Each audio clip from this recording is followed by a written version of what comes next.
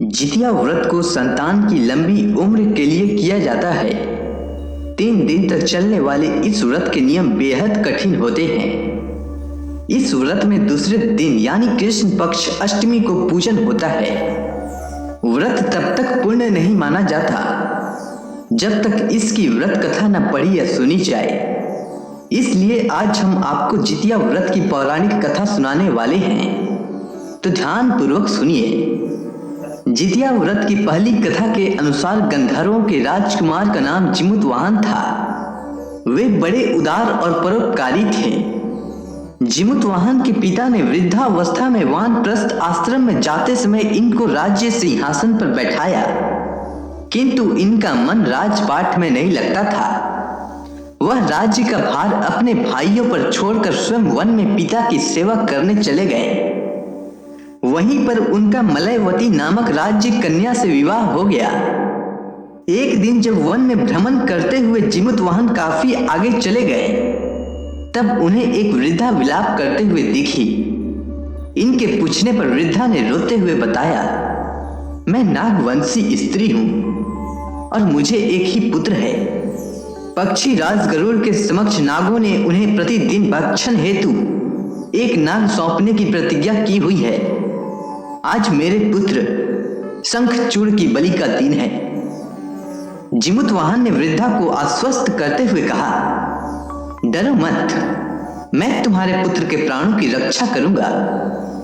आज उसके बदले मैं स्वयं अपने आप को उसके लाल कपड़े में ढककर वध्य शिला पर लेटूंगा। इतना कहकर जिमुतवाहन ने शंखचूड़ के हाथ से लाल कपड़ा ले लिया और वे उसे लपेटकर खुद को बलि देने के लिए चुनी हुई वध्य शिला पर लेट गए। नियत समय पर पक्षी राज गरुड़ बड़े वेग से आए और वह लाल कपड़े में ढके जिमुतवाहन को पंजे में दबोचकर पहाड़ के शिखर पर जाकर बैठ गए। अपने चुंगल में गिरफ्तार प्राणी की आंख में आंसू और मुंह से आह निकलता न देखकर गरुड़ जी बड़े आश्चर्य में पड़ गए। उन्होंने जिमुतवाहन से उनका परिचय पूछा। जिमुतवाहन ने सारा किस्सा सुनाया। गरुड़ जी उनकी बहादुरी और दूसरे की प्राण रक्षा करने में स्वयं का बलिदान देने की हिम्मत से बहुत प्रभावित हुए। प्रसन्न होकर गरुड़ जी ने उनको जीवन दान दे दिया तथा नागों की बलि ना लेने का वरदान भी दे दिया। इस प्रकार जिमुतवाहन के अदम्य साहस से नाग जाति की रक्षा हुई और तब से पुत्र की सुरक्षा हेतु जिमुतवाहन की पूजा की प्रथा शुरू हो गई। आश्विन कृष्ण अष्टमी के प्रदोष काल में पुत्रवती महिलाएं जिमुतवाहन की पूजा करती हैं। कैलाश पर्वत पर भगवान शंकर माता पार्वती को कथा सुनाते हुए कहते हैं कि अश्विन कृष्ण अष्टमी के दिन उपवास रखकर जो स्त्रियां प्रदोष काल में जिमुतवाहन की पूजा करते हैं तथा कथा सुनने के बाद आचार्य को दक्षिणा देती हैं, वह पुत्रों का पुण्य सुख प्राप्त करती हैं। व्रत का पारण दूसरे दिन अष्टमी तिथि की समाप्ति के पश्चात किया जाता है। यह व्रत अपने नाम के अनुरूप फल देने वाला है। अब चलिए सुनते हैं जितिया की दूसरी कथा, जो महाभारत काल से जुड़ी है। महाभारत के युद्ध में पिता की मौत के बाद अश्वत्थामा बहुत नाराज था। सीने में बदले की भावना से वह पांडवों के शिविर में घुस गया। शिविर के अंदर 5 लोग सो रहे थे। अश्वत्थामा ने उन्हें पांडव समझकर मार डाला। कहा जाता है कि सभी द्रौपदी की 5 संतानें थी। जब पांडवों ने अश्वत्थामा को बंदी बनाने के लिए अश्वत्थामा के पास गए, तो क्रोध में आकर अश्वत्थामा ने ब्रह्मास्त्र का प्रयोग किया। इसके बाद भगवान श्री कृष्ण के कहने पर अर्जुन ने भी ब्रह्मास्त्र का प्रयोग किया। महर्षि वेद व्यास के कहने पर अर्जुन ने तो ब्रह्मास्त्र को वापस कर लिया, लेकिन अश्वत्थामा को ब्रह्मास्त्र वापस लेने नहीं आता था। ऐसा कहकर अश्वत्थामा ने अभिमन्यु की पत्नी के गर्भ में पल रहे बच्चे को ब्रह्मास्त्र से मार डाला। ऐसे में भगवान श्री कृष्ण ने अपने सभी पुण्यों का फल उत्तरा की अजन्मी संतान को देकर उसे पुनः जीवित कर दिया।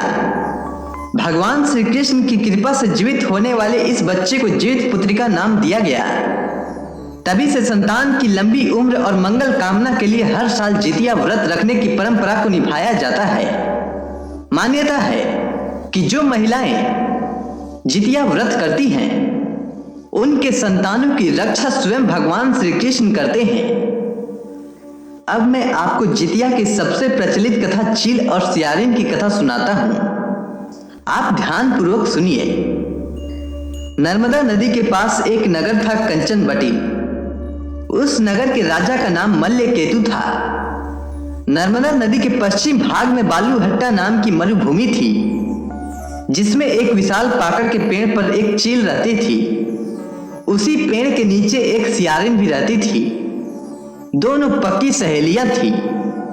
दोनों ने कुछ महिलाओं को देखकर जितिया व्रत करने का संकल्प लिया और दोनों ने भगवान श्री जीमूतवाहन की पूजा और व्रत करने का प्रण ले लिया। लेकिन अष्टमी को शाम होते होते सियारिन को भूख लगने लगी और उसने अपने भूख को शांत करने के लिए मांस का भक्षण कर लिया, जिससे उसका व्रत टूट गया। पर चील ने संयम रखा और नियम व श्रद्धा से अगले दिन व्रत का पालन किया। फिर अगले जन्म में दोनों सहेलियों ने ब्राह्मण परिवार में पुत्री के रूप में जन्म लिया। उनके पिता का नाम भास्कर था। चील बड़ी बहन बनी और उसका नाम सीलवती रखा गया। सीलवती की शादी बुद्धिसेन के साथ हुई। सियारिन छोटी बहन के रूप में जन्मी और उसका नाम कपूरावती रखा गया। उसकी शादी उस नगर के राजा मलय केतु के साथ हुई। अब कपूरावती कंचनबटी नगर की रानी बन गई। भगवान जीमूतवाहन के आशीर्वाद से सीलवती के साथ पुत्र हुए, पर कपूरावती के सभी बच्चे जन्म लेते ही मर जाते थे। कुछ समय के बाद सीलवती के सातों पुत्र बड़े हो गए। वे सभी राजा के दरबार में काम करने लगे। कपूरावती के मन में उन्हें देख ईर्ष्या की भावना आ गई। उसने राजा से कहकर सभी बेटों के सर कटवा दिए और उन्हें 7 नए बर्तन मंगवाकर उसमें रख दिया और लाल कपड़े से ढककर सीलवती के पास भिजवा दिया। यह देख भगवान जीमूतवाहन ने मिट्टी से 7 भाइयों के सर बनाए और सभी के सिर को उसके धड़ से जोड़कर उन पर अमृत छिड़क दिया। इससे उनमें जान आ गए। 7 युवक जिंदा हो गए और घर लौट आए।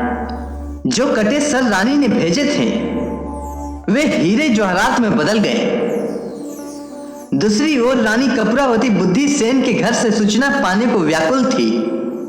जब काफी देर सूचना नहीं आई तो कपूरावती स्वयं बड़ी बहन के घर चली गई। वहां सब कुछ जिंदा देखकर वह सन्न रह गई और मूर्छित हो गई।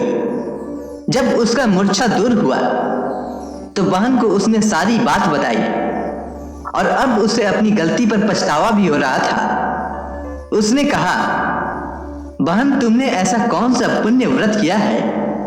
भगवान जीमूतवाहन की कृपा से सीलवती को पूर्व जन्म की बातें याद आ गई। वह कपूरावती को लेकर उसी पाकड़ के पेड़ के पास गई और उसे सारी बातें बताई। कपूरावती ने फिर जीवित पुत्रिका का व्रत किया, जिसके फलस्वरूप उसे भी पुत्र रत्न की प्राप्ति हुई और उसके पुत्र भी दीर्घ आयु हुए। साथ ही संसार के समस्त सुख भोगते हुए अंत में वैकुंठ को प्राप्त हुए। इसीलिए संतान की सुख समृद्धि की कामना करने वाली प्रत्येक महिलाओं को यह व्रत करना चाहिए। अगर आपको यह कथा अच्छी लगी हो तो कमेंट सेक्शन में जय श्री कृष्ण और भगवान जीमूतवाहन की जय लिखना ना भूलें। धन्यवाद।